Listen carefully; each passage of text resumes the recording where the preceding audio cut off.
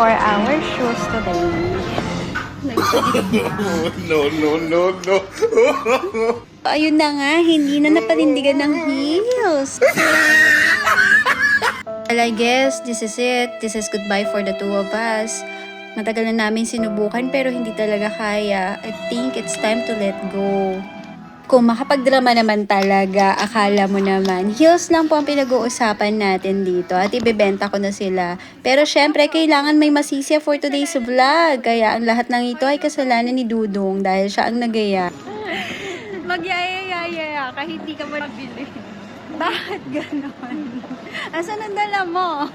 Talaga, pag irresponsable ka sa buhay, kailangan may masisisi ka. Anyways, that's all for today. Thank you for watching. See you tomorrow. Bye!